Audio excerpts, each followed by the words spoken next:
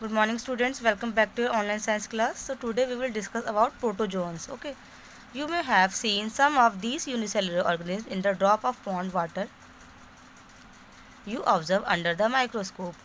जब आप किसी पॉन्ड के वाटर की एक ड्रॉप को आप देखते हैं माइक्रोस्कोप के थ्रू, तो उसमें आपको बहुत सारे यूनिसेलुलर ऑर्गेनिज्म दिखाई देते हैं. ठीक है, तो उसमें से जो है कुछ प्रोटोजोन्स भी हैं.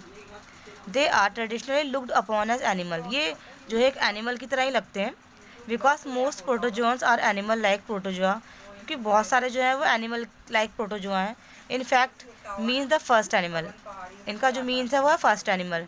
इवन प्रोटोजोन्स लाइक, कुछ जो प्रोटोजोन्स है जैसे कि यूग्लिना है, विच कंटेन, उसमें क्लोरोफिल होता है और वो फोटोसिंथेसिस कर पाता है. इसमें सेल वॉल नहीं होता. दो अदर है, अदर जो है वो या तो सैप्रोफाइटिक होते हैं या पैरासाइटिक होते हैं. कुछ जो है वो फ्रेश वाटर में रहते हैं, कुछ सॉल्ट वाटर में रहते हैं, कुछ जो है सॉइल में रहते हैं. Many live in the bodies of animal and plant. कुछ जो है वो अदर एनिमल्स और प्लांट्स की बॉडी में रहते हैं. Protozoans are the link in the food chain between unicellular algae and some small aquatic organism. तो प्रोटोन जो है एक तरीके का लिंक भी, मतलब फूड चेन में एक लिंक की तरह भी ये वर्क करते हैं, जो कि यूनिसेलुलर एल्गे और स्मॉल एक्वेटिक ऑर्गेनिज्म के बीच की फूड चेन है. अदर वर्ड्स में अगर कहा जाए तो ये क्या करते हैं, एल्गे को ईट करते हैं और छोटे जो फिश हो या अदर ऑर्गेनिज्म के थ्रू जो है ईट, मतलब वो इन्हें खाते हैं. तो एक तरीके की चेन बन जाती है. They reproduce by binary fission. इनका जो रिप्रोडक्शन होता है वो बाइनरी फिशन के थ्रू होता है.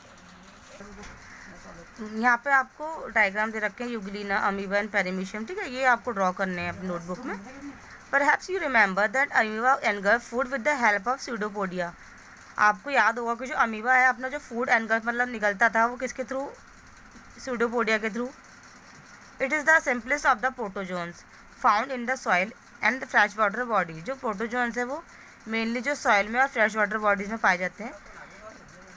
Paramecium is another fresh water protozoan. जो पैरामीशियम है वो एक अनदर फ्रेश वाटर प्रोटोजोआ है, जो कि पॉन्ड्स और डिचेस जो गड्ढों में पाया जाता है, तालाबों में. इसके जो है हेयर लाइक प्रोजेक्शन होते हैं जिसके हम सिलिया बोलते हैं, विच जो उसको स्विम करने में हेल्प करते हैं.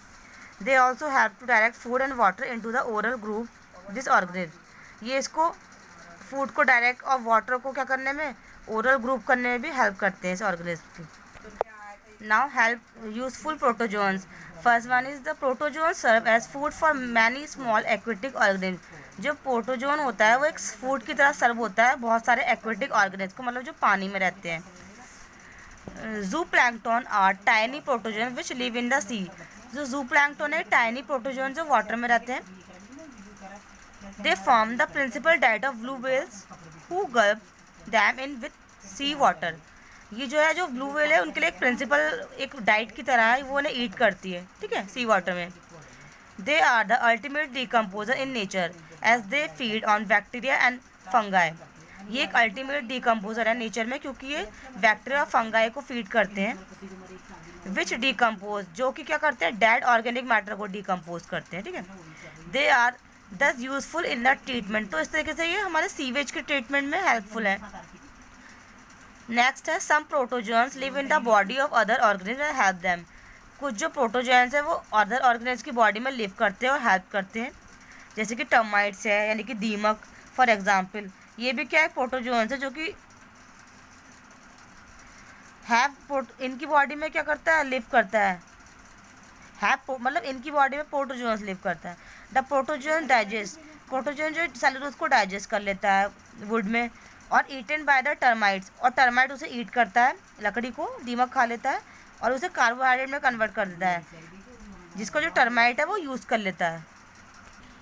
Now harmful protozoans. यहाँ पे कुछ हार्मफुल प्रोटोजोन्स आपको दिए गए.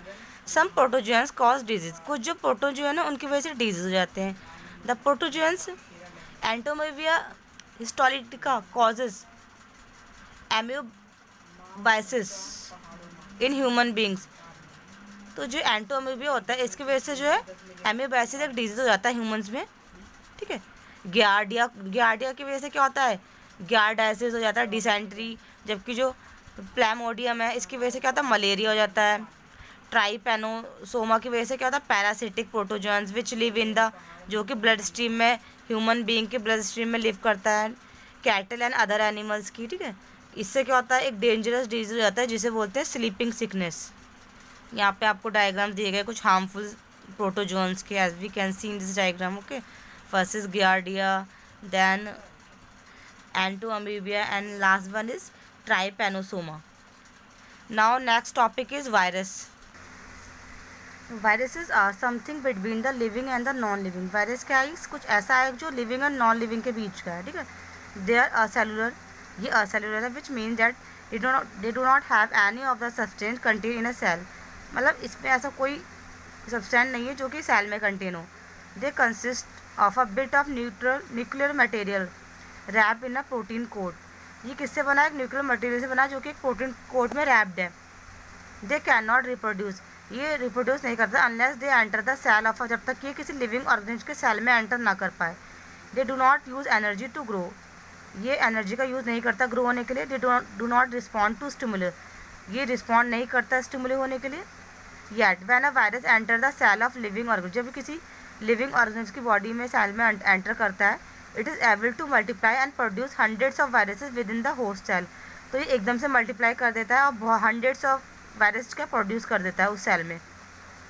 The nuclear material of the host cell gets destroy. जो न्यूक्लियर मटेरियल होता है ना होस्ट सेल का, वो डिस्ट्रॉय होता है. And the nuclear material of the virus take over. और जो वायरस का जो मटेरियल है वो पूरे पर टेक ओवर कर देता है. Directing the host cell to produce copies of the virus. और इससे क्या होता है, वहाँ पे जाके ये होस्ट सेल को डायरेक्ट करता है कि जिससे कि जो इसी वायरस की जो कॉपीज़ बन जाती हैं, मतलब बहुत सारा वायरस बन जाता है. The host cell finally burst to release the virus which infect other cell. तो जो होस्ट सेल होता है ना, वहाँ से जो है वायरस रिलीज़ होने लगते हैं और जो कि सारी बॉडी सेल में इन्फेक्शन कर देता है. This way more and more healthy cells are taken over and destroyed by virus making the host organism ill. इस तरीके से क्या होता है, जो सारे जितने भी जो हेल्दी सेल्स होते हैं वो सारे टेक ओवर हो जाते हैं और वायरस के थ्रू डिस्ट्रॉय हो जाते हैं, क्योंकि जो होस्ट ऑर्गेनिज्म है वो भी क्या हो जाता है, इल हो जाता है. All viruses cause disease and are parasites. जितने भी जो वायरसेस हैं वो डिजीज कॉज करते हैं और पैरासाइट्स होते हैं. दे कैन इन्फेक्ट, ये प्लांट एनिमल को इन्फेक्ट कर सकते हैं. इवन बैक्टीरिया वायरसेस, जिनकी वजह से क्या होता है, डिजीज, प्लांट में डिजीज और एनिमल में डिजीज होती है, are known by the name of the disease. ठीक है, उनको उनके डिजीज़ के नेम से ही जाना जाता है. जैसे कि common cold, influenza, hepatitis, rabies, polio, AIDS. What is the full form of AIDS? Acquired immuno deficiency syndrome. ये सब क्या है, कुछ वायरल डिजीज़ है. ये सारे जो डिजीज़ है वो वायरस की वजह से ही कॉज होते हैं. So students, in next video we will discuss about the left portion of the chapter. Okay.